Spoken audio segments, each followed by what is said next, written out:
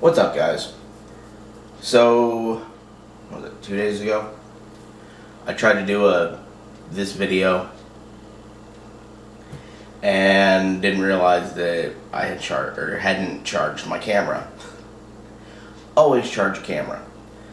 I think I got all the way through the video and I realized that the camera had turned off 6 minutes into it, and it was just it was horrible. I was doing my intention is to do a story time video, and I guess it gave me time to think about what story I wanted to tell, because the first one, when I actually saw the footage, or at least what footage recorded, I didn't really emphasize a lot of things, so it didn't really come out as well as I had wanted it to. So I figured I would switch it up and tell another story that I probably fits my channel a little more. I originally made this channel kind of as a way to, see what I'm capable of and kind of expand my abilities and kind of expand my understanding of what I was capable of. Growing up as a special needs person, regardless of the condition that you have, a lot of people around you will kind of judge for themselves what you're capable of and what you're not capable of. And I think if you don't have the right frame of mind, it can affect you.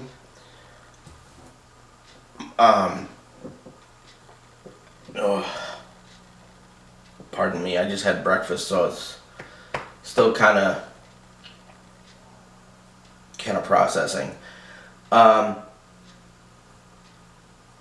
yeah, they especially the adults around you, well, mostly the adults around you, because I know the standard, statement is adults or family always know what's best for the kids. Yes and no. To keep them safe, yeah. What their actual abilities are, probably not. It's always better to, at least from what I've found out, it's always better to ask what people are interested in and kind of let them have the opportunity to explore those interests, instead of saying, instead of either saying what are you capable of or determining what they're capable of for yourself.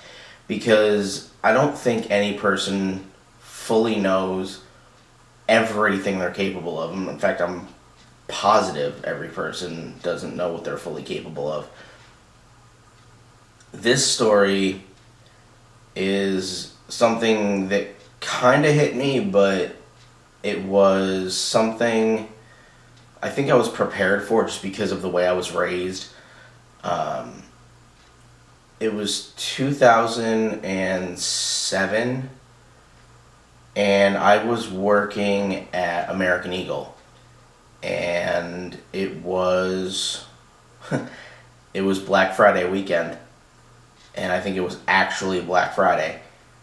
I was working, greeting everybody, helping them find what they needed to do, and, all the stuff that you do in retail clothing. It was kind of, business as usual. I had gone up to the cash register for something, just to talk to one of my fellow coworkers. And all of a sudden, this older lady had come up and asked me a question, and I think it was that she wanted to know where something was. So I told her, and I had noticed that she had this lady was probably in her early to mid 50s, maybe. She had her mother with her, who had either a cane or a walker. And the only reason I mentioned that is because I was actively trying to avoid it because wheels and walkers do not mix. Um, so she had her elderly mother with her, and I'm just having a conversation with the lady, and as I finish up my conversation with the lady, all of a sudden, out of nowhere, her mother looks me dead in the eye and goes, it's so nice that they finally let people of your kind work in the public.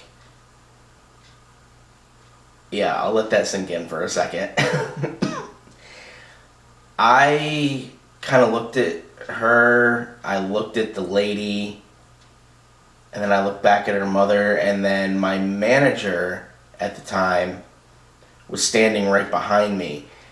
And everyone around the cash register, be it an employee or a customer, kind of just stopped dead. Like you could hear a pin drop.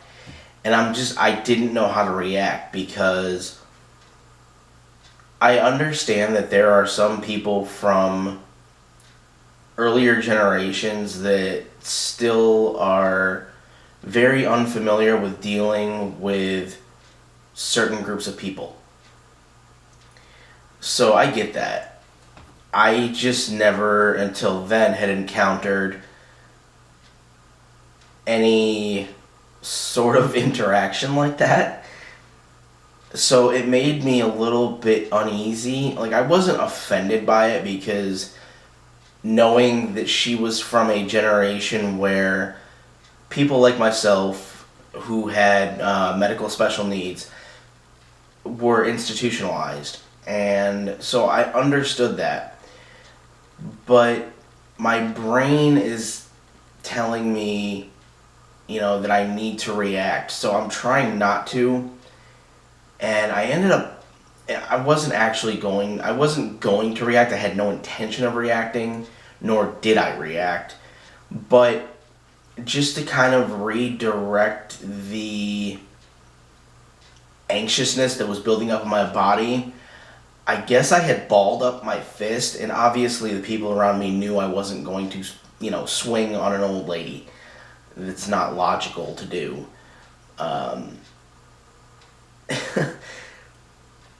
But it was just basically a redirection of energy that was kind of surging through me at the time. My manager had noticed that this had happened, and she saw me ball my fist up. And like I said, obviously she knew that I wasn't going to swing on anybody, but she wanted to diffuse the situation. So she looked at me, stepped in, and told me to go to lunch because she knew that I kind of just needed to subtract myself from the situation, which, I'm very grateful she did that. I left, and as I'm leaving, I hear her legitimately say, "Ma'am, that was unacceptable, and I have to say that we would no longer like to have you in our store." And my eyes got really wide, and I thought that the elderly lady's daughter was going to put up a stink, but I looked back, and the daughter of the elderly lady had just as much of a horrified look on her face as I think several people in the store did. And my manager legitimately said, "I'm sorry, we no longer would like you in our store." And it just blew me away. Like, I had never had somebody, well, I can't really say I'd never had somebody step up to bat for me like that because I had never been in a situation like that.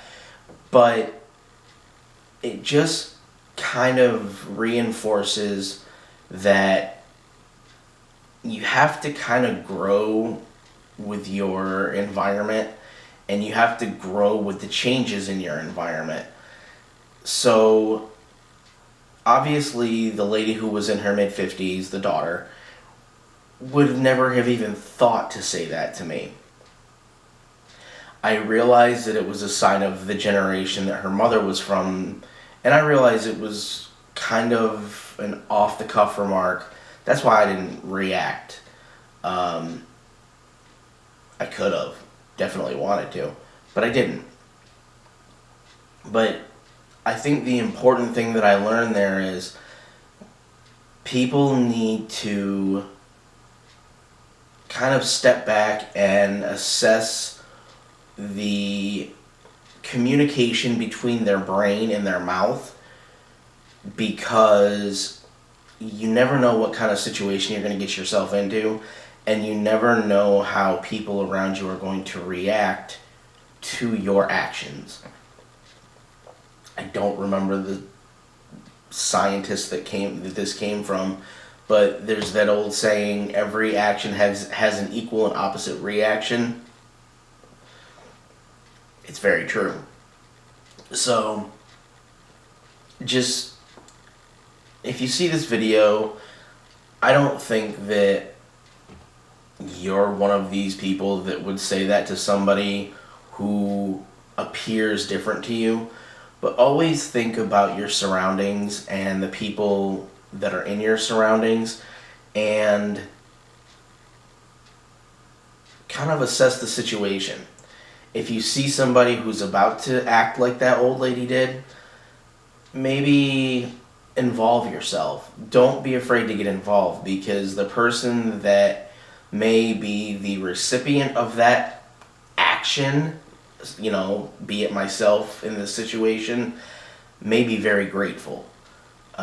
Never judge a book by its cover, because there are a lot of things I'm capable of doing that nobody realizes until I'm in a situation to prove that. I always say that I'm capable of doing everything that somebody who's up and walking can do. The only thing I'm not capable of doing is bearing children, obviously. So, ooh, wow, my voice just cracked. That shouldn't happen at 32. Yeah, just never assume something before you know the facts, because you could be very pleasantly surprised and sometimes very embarrassed. So, I mean, I laugh at it now just because it was a learning experience for me, and I'm sure it was a learning experience for that lady and her mother. And I'm grateful to my staff or my coworkers for stepping in when they did. Just always kind of approach each situation like, okay, I don't know what's going to happen here. Let's kind of just, take it easy and see where it goes. But that's kind of all I wanted to do for this story. And I will see you guys in the next video. Bye.